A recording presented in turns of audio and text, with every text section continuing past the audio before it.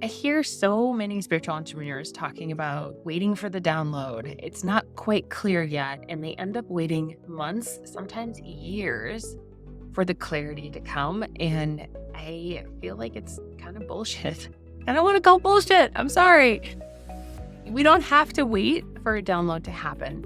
We can channel, we can connect in with something bigger than ourselves, with our higher self, with our guides, with muses, whatever you want to call them, and get the information that we need. We have it all inside of us.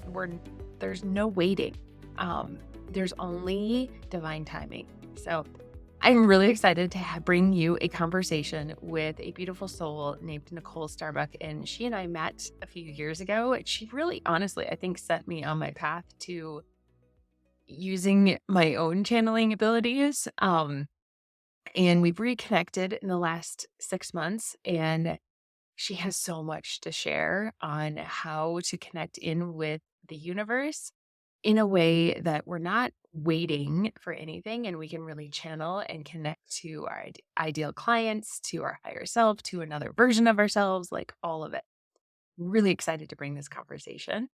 You might also notice there's some background noise, and my kids are here playing with the neighbor, and it's loud. It was loud. So I'm hoping that there isn't too much of a distraction. But if there is, please know that it's summertime and kids are in the house and life is what it is. But really excited for this conversation. So let's get in. Nicole, I am so excited to talk about this. We've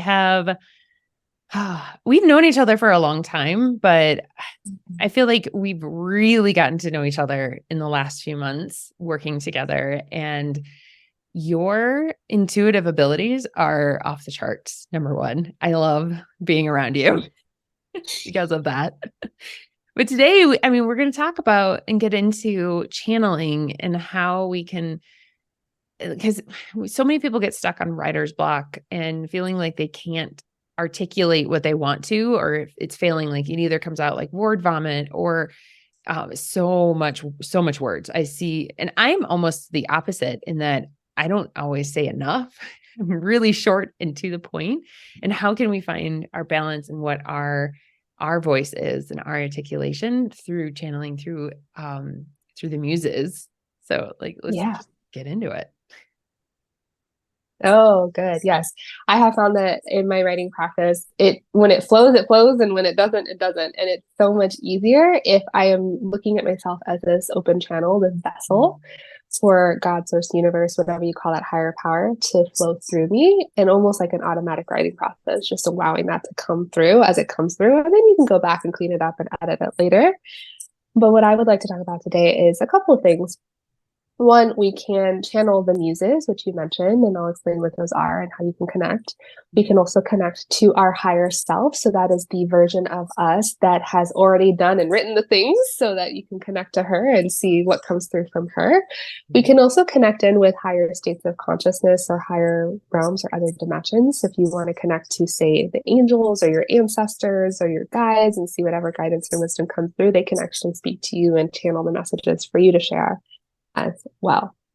So what that looks like, and then we can kind of tune into each one and see how the messages differentiate between the two. So what that looks like is just getting really, really quiet. So often we come from this writing from a mind perspective of, let me come up with all these like really good words to use. And we're coming at it from a left brain logical thinking side that is really not the vibe that we're wanting to create in our messaging and then attract our ideal clients.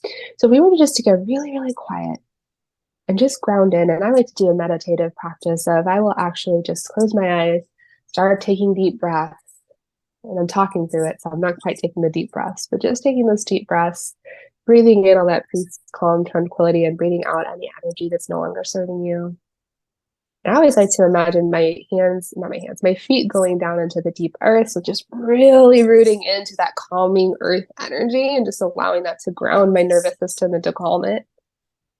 Especially that vagus nerve, right? We get real caught up in these anxiety loops here in today's society. So as I'm calming, I'm inviting all that peace and tranquility to come in through my feet. And then connecting in with the sky above. So imagining these branches going up into the sky. And this is where we start connecting in with whatever higher power you'd like to connect with. So perhaps you would like to connect in with the muses. So the muses are based on this ancient Greek mythology of things like grace, beauty, and they're thought to correspond with the arts, music, and science. Mm-hmm. And so it can be whatever you would like it to be. So maybe you really want to connect in with a muse for love, and you want to infuse love into your messaging. So that could be one. Or maybe you really want to connect in with the muse for family, and you really want to just like hone in on community and connection and family. Maybe you want to connect in with the muse for money, and you want to call in wealth and prosperity and abundance, connecting in with that. And so you start to kind of see or feel in your field just kind of floating above you one or several of these energies or entities, and we're just going to invite them in, and you start opening up. And so if you're familiar with the chakras, we have in our energy field 7 main chakras going from the top of our head to the bottom of our spine. So we have the crown at the top, the third eye here in your forehead, the throat here in your throat, heart in your heart, solar plexus in your stomach, your sacral in your tummy or womb space, and then your root chakra there at the bottom. And so imagining that we're opening up the top of our head just like a book. And there's 2 ways we can do this. Either we can connect in from our heart or our head, like a golden cord going up into the sky, connecting in with that muse, and that muse sending a connection down to us. So we're tuning in. I really like to connect in from the heart and the sacral. Mm-hmm. That's kind of the 2 I connect in with, but whatever one resonates with you. And then allowing that connection to be kind of like an internet cable or a television cord, like all these messages, guidance, wisdom coming through, like a 2-way communication pathway. And starting to notice what messages come through. So for me, I'm getting like pictures and images of future projects and programs that I could be creating. And if you're particularly, perhaps you want to write a social media post or an email blast or a book even, you could connect in specifically for that particular project. Mm-hmm. That's one way to do it. I actually like to take it a step further. So I actually like to bring the muse like right into my field. I want to merge with the muse. So I'm going to bring that muse in.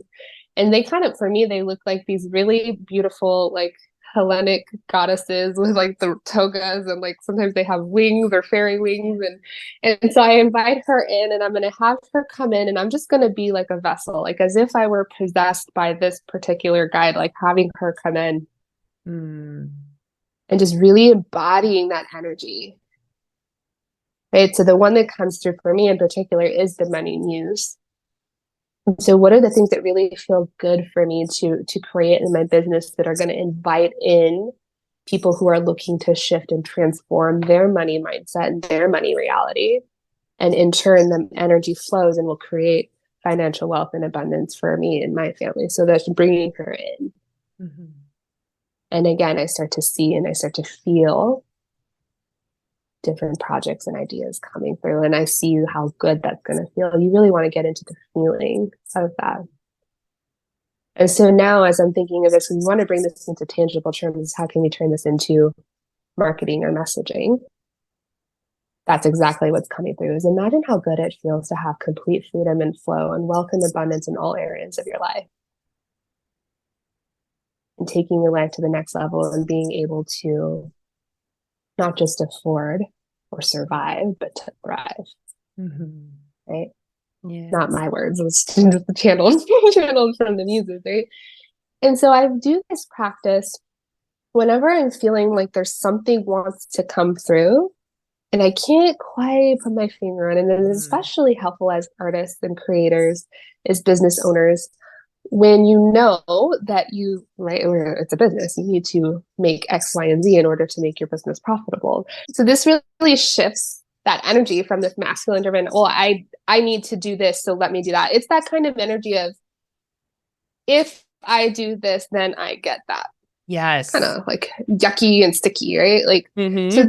this kind of channeling, it really gets us into receiving mode. If Mm-hmm. it's not so much about you doing the thing so you can get that result, but let Yeah. me be open to receiving all forms of wealth and abundance. Let me be open to receiving all creative ideas, keeping in mind that these are actually linked. So sometimes we get in our head, I want to manifest an extra $1,000, an extra $10,000, or an extra $100,000 or whatever. Fill in Yeah. the blank here. Yeah. And then we get these divine downloads, these like intuitive hits and this inspiration. Mm-hmm. And what do? We dismiss it. Mm-hmm. Oh, I don't have time for that. I don't have energy for that. That's not realistic. That's going to be so much work. Yeah. But that's actually the ticket to the thing that we were wanting to manifest. So we want to connect the two. That's why when I spoke about connecting in from the sacral and the heart, right? What's the sacral? Creative center, creative power. Mm-hmm.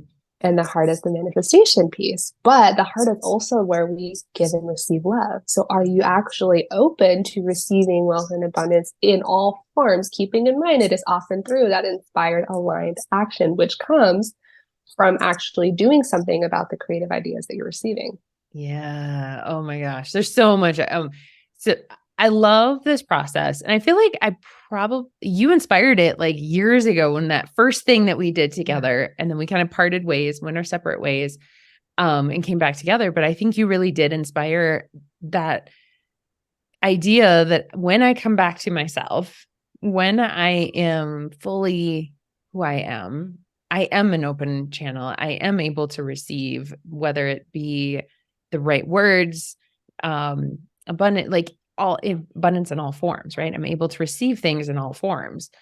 Um, Yeah. and I still hold that, like anytime that I'm struggling with what to write and how to articulate things, then I go straight back to, okay, I just need to like let it go, release, like just meditate. I know what I have to say, like quit overcomplicating it, Rachel. Like my open head would get in the way, and I would think about how can I make this sound good, or how can I make this the way people want to hear it, right? You start to put your own ego in there, and it dilutes it. Mm-hmm.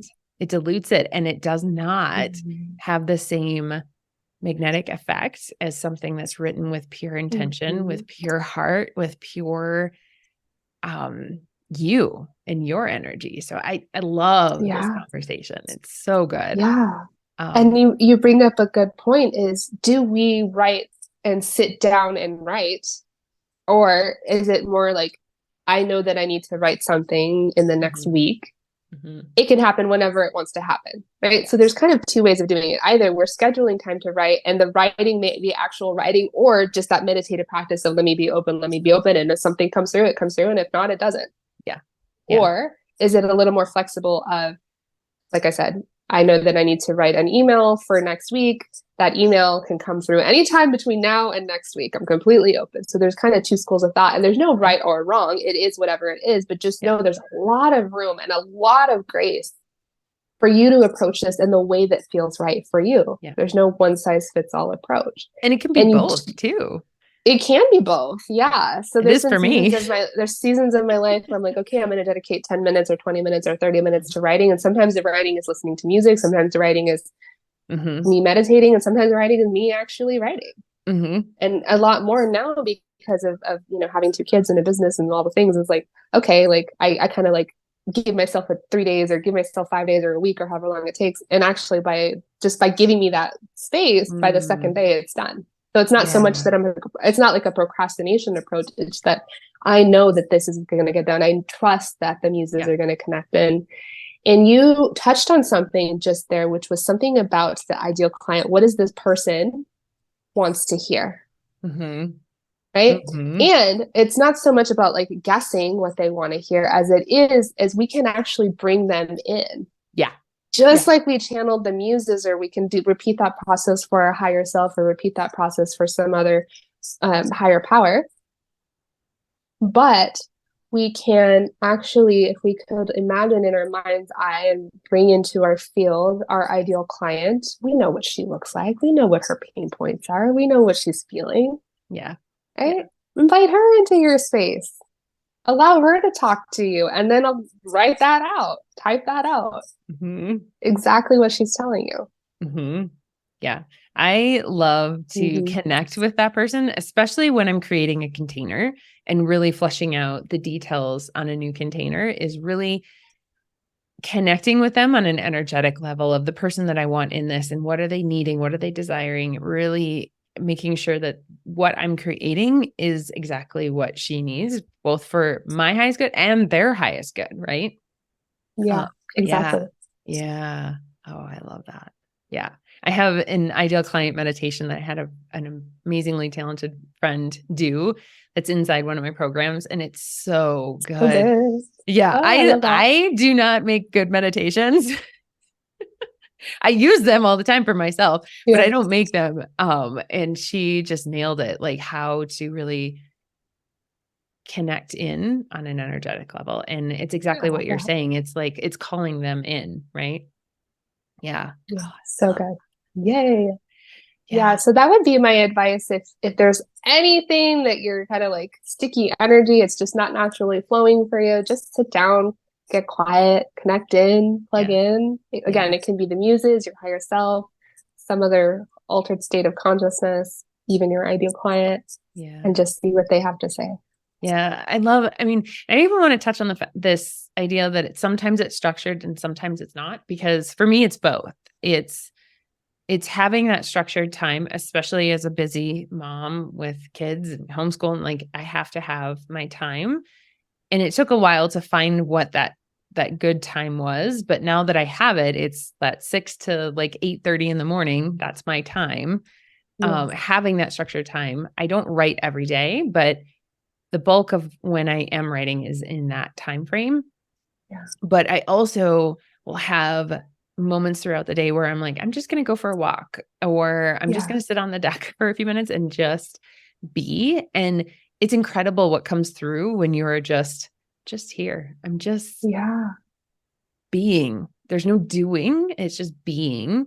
And that's when really amazing things come through too. So I feel like it's both. It's having structured time to feel like, yes, I'm going to get something done. Because I know a fear a lot of people have is that if they don't structure it, it will never happen. They will never feel that pull of, okay, I'm going to go write. I really want to share this. And I don't think that's true, but I think initially having that structure is really helpful. If you have a really busy life, the structure is helpful.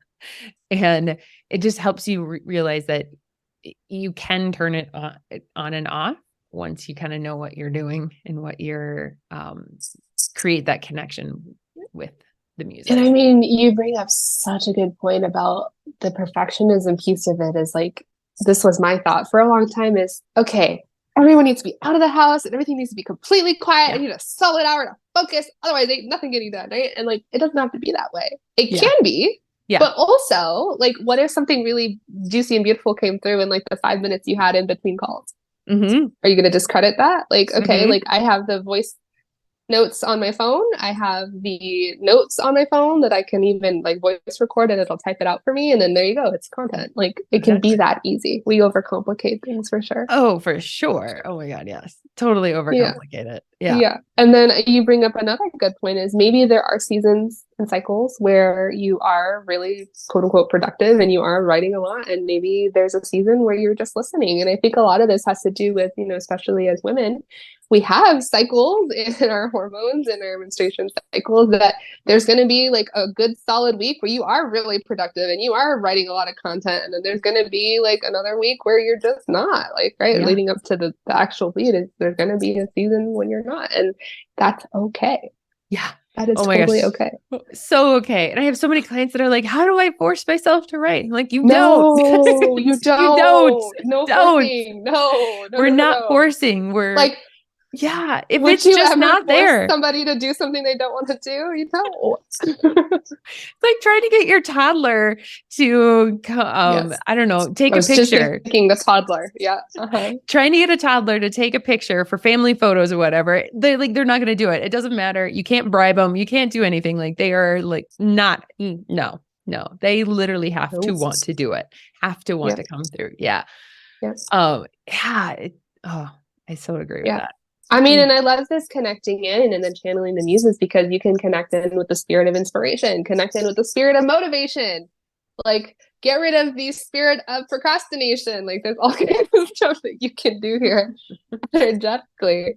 Oh, Right? And it really, what definitely. it does is the more you do this practice just allows you to trust your Mhm. intuition and your inner guidance and your wisdom. Yeah. Yeah. Especially, I mean, just writing, channel something, put it out there and just see what happens. Like it's Yeah. an experiment, right? It's Yeah. not, and you touched on this in way back at the beginning of the episode, talking about doing one thing will lead to the next, right? And having this idea that if I do this one thing, it's going to lead to what I want, right? Like you post once and it's going to mean someone's going to find you and reach out and buy your offer. And it's just not the way it works. At least that's not how it has ever worked for me. Is it's literally just following those intuitive hits of I'm going to write an email, I'm going to post this, and not constricting the universe on how those clients come through, because inevitably it will not come through the way I think it's going to. I may write a post, but Yeah. it's a referral that comes in or right. Well, Like, let's not just credit that it can be a post and then somebody buys. Like that's what happened with true. you and me is you Yeah. posted a free audit. Not, but the key here is not expecting Yes. X, Y, and Z outcome. Yes. You were Yes. open to that Yeah. outcome, that Yeah. if I post this free audit, then someone will buy my program, which is what happened with me, right? I bought your Yeah. program. Yeah. But it's being open to all things, not All hanging things. up on a Thank you. particular outcome. 100%. Yeah. I love that articulation. Yes. 100%. Yeah. Yeah. Oh, let's talk about the magic and like encoding things. I talk a little bit about that, and I probably picked it up from you years Probably. ago of like encoding. And I feel like I'm not as religious about it anymore because maybe it's somewhat just ingrained, but encoding anything that I write with my intention, as well as my love, and just the highest good of everyone in that. Yeah. Yeah. So I talk about love that. So good. And I do that too whenever I'm writing a social media post or an email or just any piece of content like a web page, is again connecting in with the muses, connecting in with that future client. Like I can feel them and I feel like, ooh, like this person and that person and that person. Not that I know them by name or by face, but I can just feel their energy. And I was like, okay, Yeah. like I'm sending this out to you because I know it's going to reach you and you're going to hear whatever you need to hear to take yourself to that next level. And you can do this too with the particular words, as certain words have certain meanings and connotations, and you can start to put in blessings and benedictions into whatever it is you're creating. And I actually take this a little bit further. So I do some other stuff where I will actually do like light language, or I'll put like sacred geometry or star codes. Like I'll start to put signs and symbols into the graphics that I'm creating or the content that I'm creating. And either it's the actual visual of a particular sign or symbol, or it's me like just doing like a blessing over the copy that I'm writing before I send it out.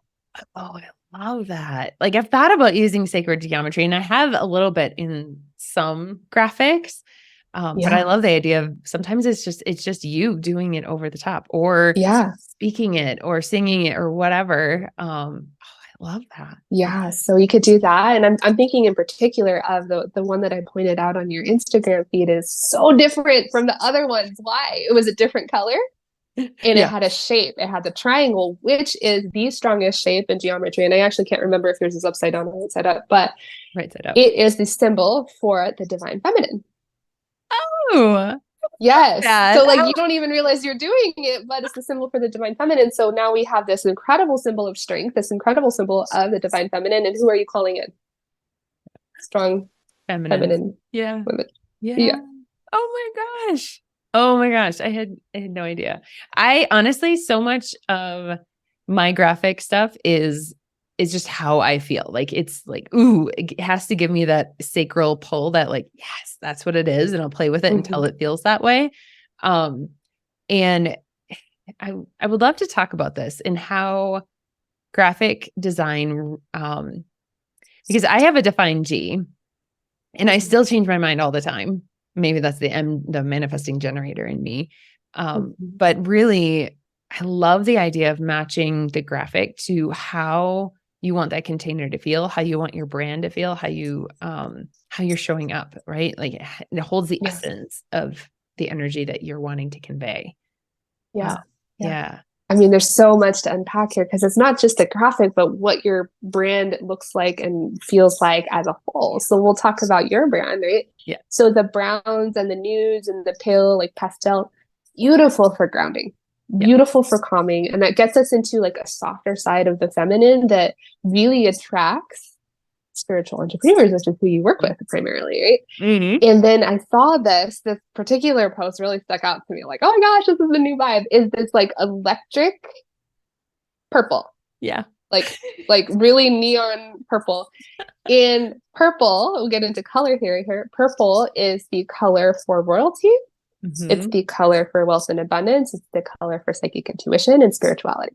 So now we're still in the vibe of let me attract and serve spiritual women entrepreneurs, but also we're coming at it from like a goddess type vibe, a little bit different than the grounding vibe. Nothing, there's no right or wrong, but it's just different. So the other one's like, okay, earth, mother, right? Ground and brown and right. And then one is like, oh man, like this is like Empress vibes here with the purple, right? Different, a little bit different. Oh my God. Yes. And you know what's funny is I feel like initially like it's myself evolving too, right? Like I am very grounding to people. People tell me that all the time, that anytime we're around me, they just feel calm, right? And I think that's where the initial branding really came from, was I do feel that, right? Now I feel like I'm stepping into something new. It's a new leadership role. It's a new, I just feel like a different person coming into the world. And when I saw that image, and it's from Canva, I was like, I really liked it, but I was like, it has nothing, or I felt it had nothing to do with my original branding. I was like, this is going to stand out a lot. It's so different. It's so different, but I was like, I really but in a like beautiful it. way. Yeah. Yeah. And I really wanted the club to be like this exclusive place that felt like I can go and be myself. And I felt like that's what that image really emulated and gave out. So I was like, all right, I'm going to go for it. I'm going to make it completely 180. Yeah. I don't know. I think there's a rebrand in me in the next 6 months. I feel it, girl. I do. Yep. It's coming. It's coming. And let's just make this super, super simple too. Is sometimes we rebrand and we're not actually doing the work, right? So we get busy and rewriting our website. Like I'm guilty of that, but rewriting our website and redoing our brand colors, and we're not actually creating anything that's going to make us money. But if you're making the money and you're like, oh, I feel this like really juicy thing coming on. Let me bring that vibe into my visual field. That can also be very, very powerful as well. And keeping in mind that the rebrand doesn't have to be this all of a sudden, here's my new look. It's totally out of left field, but it can also come over time. So my Instagram is an example of this. If you actually flip back to the very beginning, it's a lot of reds and golds, right? And then it turns into blues and gold. And then it turns into like that electric purple and gold. And then there was like some red and black for a while, but like, then it was like rainbow, and then now it's back into purple and blue. So it's like you can see the evolution, and it was never this thing of like, let me announce my rebrand. It's just over time, my vibe changed, and that then reflected in my visuals. Yeah. And I think we don't give ourselves enough credit to allow ourselves to change either, right? And that you can be consistent and still change, right? You can evolve with it, and it's not as big a thing as people make it out to be. Yes, you can, like you said, like come out and like, here's my new rebrand, or it could just be an evolution of who you are, and that's okay. I mean, my Instagram is the same way. Like the colors have slightly changed, the graphics have slightly changed. Yeah, depends on how I feel one day. Yeah. It's like, it's subtle, but then you look back, you're like, oh, I was a different person 2 years ago. Yeah. And I have worked with several people that have come and said, I'm a totally different person than I was 2 or 3 years ago when I did this website. It's no longer me. It doesn't feel like me. And I am a big proponent of yeah, your website should be a representation of who you are, especially in the coaching industry, because you're selling yourself, you're selling what you do and your magic. So if your website isn't something that's like, oh, this is so me, it is probably time to like, how can I make this more me? And it doesn't have to mean hiring a bunch of people and spending money, but how can you shift it to be more of you? And both in the words as well as the graphics and the colors and the all that fun stuff. Yeah. I mean, that's how I felt at the beginning of this year. My website, that version was like 3 years old. I'm like, I'm a completely different person. There's been like 5 quantum leaps between now and then. And the thing about that is it makes me think like we are constantly regenerating cells. And by the time 7 years have passed, we have a completely new body. So isn't it understandable that you would then in fact be a completely different version of you? There may have been in fact multiple versions of you in that time, and that's okay.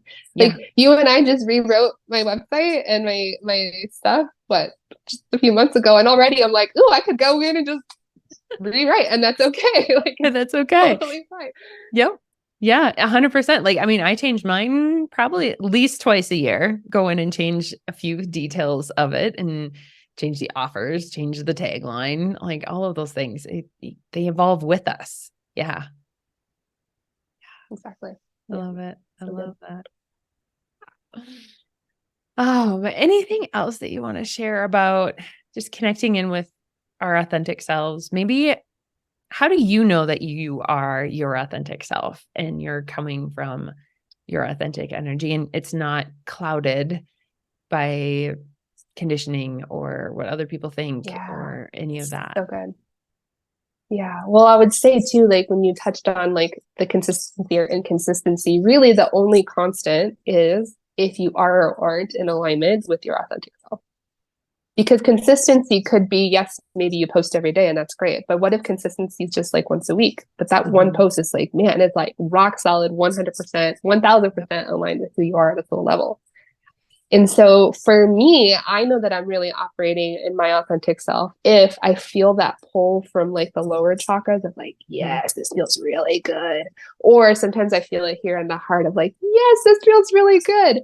But the heart gets a little confusing sometimes because sometimes we get into the heart space of, oh my gosh, I need to do something because I need to make money and I need to put this offer out. Like, that's also in the heart, but it's a different energy. It's a more like panicky type energy and it flutters really fast and it just has a different like higher pitch vibration if you were to like put a voice to what you're feeling.